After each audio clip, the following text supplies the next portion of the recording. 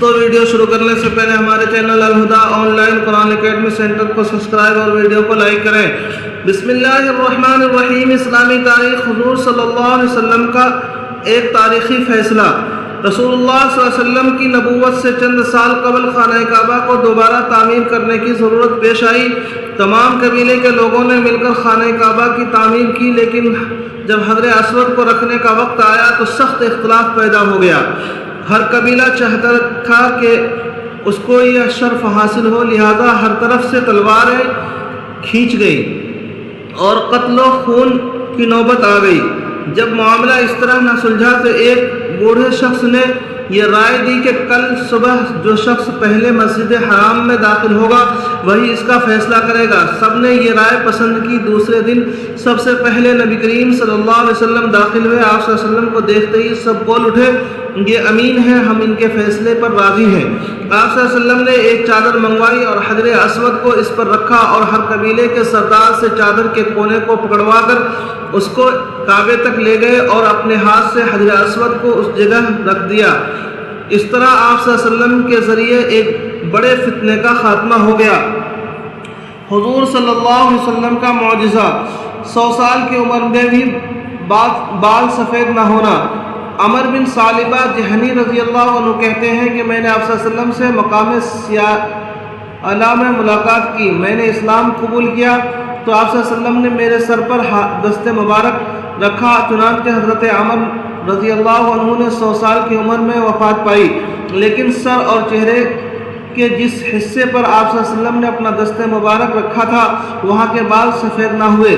ایک فرض کے بارے میں فجر اور عصر پابندی سے ادا کرنا۔ رسول اللہ صلی اللہ علیہ وسلم نے فرمایا، ہرگز وہ آدمی جہنم میں داخل نہیں ہو سکتا جو سورج نکلنے سے پہلے فجر کی نماز اور سورج غروب ہونے سے پہلے عصر کی نماز پڑھے۔ ایک سنت کے بارے میں دنیا و آخرت میں عافیت کی دعا۔ رسول اللہ صلی اللہ علیہ وسلم نے فرمایا، بندہ کی اپنے رب سے مانگے جانے والی دعا میں سب سے افضل دعا یہ ہے، اللہم انی اسألک المعافات فی الدنیا والآخرہ۔ ترجمہ، اے اللہ میں دنیا اور آخرت میں تجھ سے عافیت و بھلائی کا سوال کرتا ہوں۔ ایک اہم عمل کی فضیلت، عورتوں کا چند باتوں پر عمل کرنا۔ رسول اللہ صلی اللہ علیہ وسلم نے فرمایا، اگر عورت 5 وقت کی نماز پڑھے اور رمضان شریف کے روزے رکھے اور اپنی شرم گاہ کی حفاظت کرے اور اپنے شوہر کی فرما برداری کرے تو قیامت کے دن اس سے کہا جائے گا، تم جنت کے جس دروازے سے چاہو جنت میں داخل ہو جاؤ۔ ایک گناہ کے بارے میں عہد اور قسموں کو توڑنا۔ قرآن میں اللہ تعالیٰ فرماتا ہے، یقیناً جو لوگ اللہ تعالیٰ سے عہد کر کے اس عہد کو اور اپنی قسموں کو تھوڑی سی قیمت پر فروخت کر ڈالتے ہیں تو ایسے لوگوں کا آخرت میں کوئی حصہ نہیں، اور نہ اللہ تعالیٰ ان سے بات کرے گا اور نہ قیامت کے دن رحمت کی نظر سے ان کی طرف دیکھے گا اور نہ ان کو پاک کرے گا، اور ان کے لیے دردناک عذاب ہوگا۔